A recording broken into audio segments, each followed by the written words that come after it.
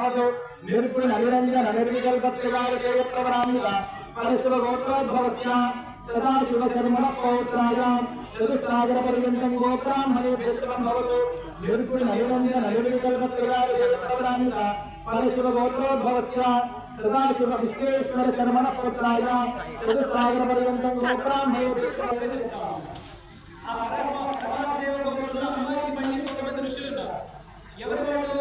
అమ్మవారి లలితా సహస్రనామం చదువుతాం కదా, 30 శ్లోకాల్లో చెప్పినట్టుగా జ్ఞానశక్తి ఇచ్చ జ్ఞానం ఆ చేసేటువంటి పని మీద జ్ఞానం కలిగి మనం మామూలుగా ఏదైనా పని చేసినప్పుడు జ్ఞానం తెలిసి చేయాలని చెప్తాం. జ్ఞానం కలిగి ఆ జ్ఞానం కలిగిన దాని మీద చేయాలని ఇంకా తపన చేయడం, ఆ పనిని సక్రమంగా చేయడం ముఖ్యం. అవే 3 ఋషులుగా కలిపి అమ్మవారితో గోత్రం చేసి దాన్ని పరమశివ గోత్రము. కాబట్టి మన ఇంట్లో ఉండేటువంటి పిల్లలందరూ కూడా వారు చదువుకునేటువంటి విద్యార్థులు వారికి సరైనటువంటి జ్ఞానం ఆలోచన ఆ ఆలోచన ద్వారా వచ్చేటువంటి చదువు క్రియ ఆ క్రియ నుంచి జ్ఞానం కలగాలని చెప్పి మంచిగా అమ్మవారి నమస్కారం చేస్తూ అమ్మవారి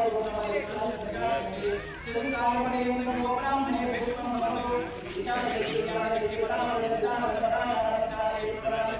పరమాశివ గోత్రోద్భవస్య త్రికూట పర్వత మహారాజ పరమపత్రి చతుస్సాగర పర్యంతం గోబ్రాహ్మణేభ్యః శుభం భవతు ఇచ్ఛాశక్తి జ్ఞానశక్తి పరామర్శ సిద్ధాంత పరమాశివ గోత్రోద్భవస్య గంధమాధవ పర్వత మహారాజ పరమపత్రి చతుస్సాగర పర్యంతం గోబ్రాహ్మణేభ్యః శుభం భవతు ఇచ్ఛాశక్తి జ్ఞానశక్తి పరామర్శ సిద్ధాంత పరమాశివ గోత్రోద్భవస్య హిమవత్ పర్వత మహారాజ పరమపత్రి చతుస్సాగర పర్యంతం గోబ్రాహ్మణేభ్యః శుభం భవతు నిత్యాశక్తి జ్ఞానశక్తి పరామర్శ సిద్ధాంత పరమాశివ గోత్రోద్భవస్య పరమాశివ గోత్రోద్భవ అఖిలాండ కోటి బ్రహ్మాండ నాయక తత్వస్వరూపిణి ఆదిపత్యాంతరహిత శ్రీ భవానీ శివదుర్గా నామ్ని కన్యా అక్షరమాదేవి నమస్కారాన్ని జగదంబ విశ్వపాలిని మాతాకి జై. ధర్మ ప్రజా సంపత్యర్థం స్త్రీయం ఉద్వహే సర్వీరు చదువుకోండి. అంటే మనం ఏదైనా ప్రేమ చేసేటప్పుడు పొద్దున మనం సత్యనారాయణ స్వామి చెప్తున్నాం.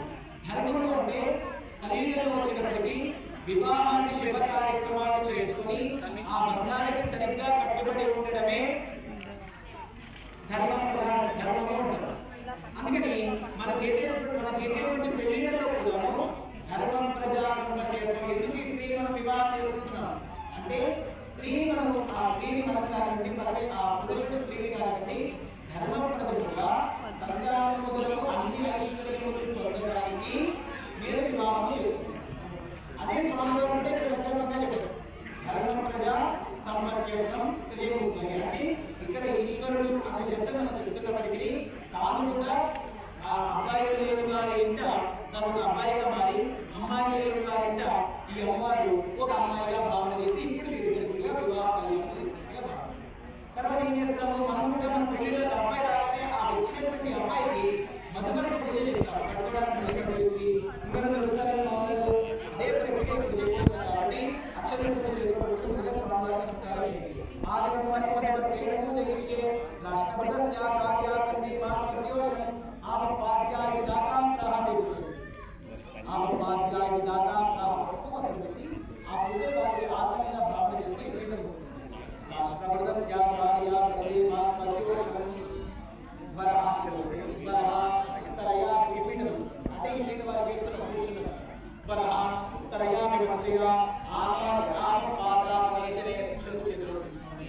ఎడమ చేతులు కింద ఉంచండి. ఈ నీళ్ళు కడగాలని ఇస్తున్నాను. ఈ నీళ్ళు వేడిగా ఉన్న పాలు కడగా ఇది అంతగా వేడిగా లేదు, మీకు నచ్చేట్టుగానే ఉంది. అంటే ఆ అబ్బాయి కూడా ముందుకుంటారు ముందుగా నా పర్వాలేదు చెప్పి చేతులు కట్టుకుంటారు. కాబట్టి ముందుగా నీటిని తగిలిసినట్టుగా భావన చేయండి.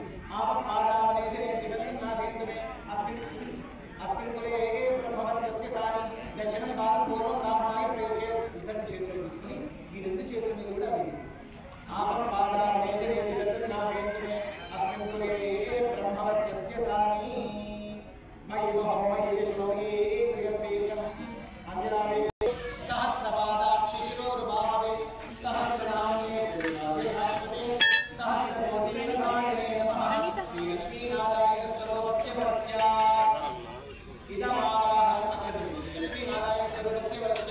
ఇదం విజన్